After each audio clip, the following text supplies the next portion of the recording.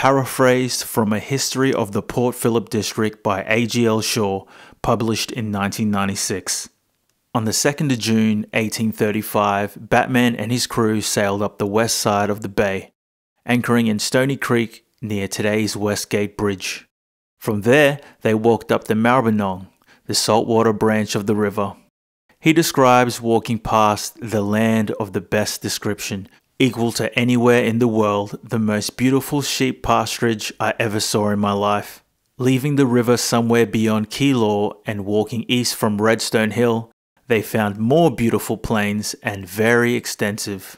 On the 6th of June, the party was led to a group of Aboriginals, which included 8 chiefs who possessed the whole of the country near Port Phillip and alongside a beautiful stream of water where the country exceeds anything I ever saw, both for grass and for richness of soil. Batman signed 2 treaties. By these he claimed to have bought 500,000 acres north of Melbourne and Corio Bay and 100,000 around Geelong and Indented Head in return for a number of blankets, knives, tomahawks, scissors, looking glasses, flour, handkerchiefs and shirts, and a promise of a yearly rent of more of the same in future. Previous historians believe the treaties were signed on the Mary Creek or the Plenty River, but a careful study of Batman's journals and a reenactment of the journey in 1985 places it somewhere between those watercourses. The beautiful stream where the treaties were signed is more likely to be the Edgars Creek in the Thomastown area.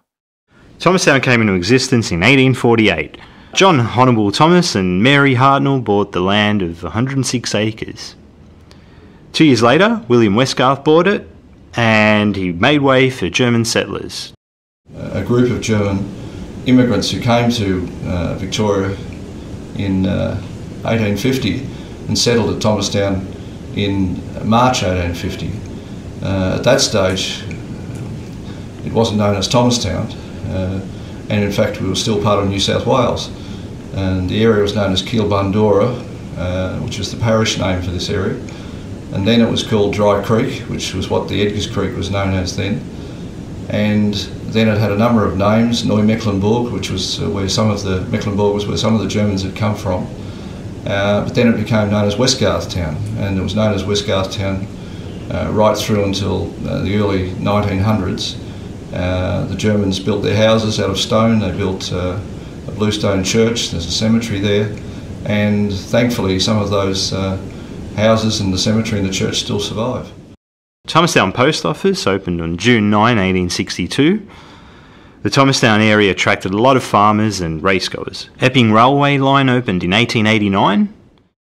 The area of Westgarth Town went basically from Main Street in the south to Kingsway in the north, from High Street, and went west to sort of about a mile west of High Street, which is sort of takes in Edgars Road and goes further west than Edgars Road, and that was Westgarth Town, and it was a rural area, and it was only in the 1950s that houses started to be built in any number, sort of between High Street and Mount View Road.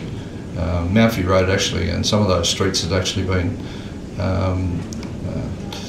they'd been formed in the 1920s, and developers thought that they'd try and make some money, subdividing the farmlands, and some of it was sold, but it never took off. So, Pura Milk Company, which was in Thomastown, expanded into Preston.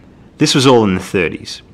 In 1947, a housing cooperative formed 2 kilometres north of the suburb in Lalor, and then Thomastown followed suit. Although there were a lot of German settlers here, in the 50s and 60s, a lot of European migrants came across. There were Italians, Macedonians and Greeks. In 1961, the first primary school opened, that's St Clair's, and it was followed by Thomastown Secondary College and then Thomastown West. Since then, many migrants and former refugees have called Thomastown home.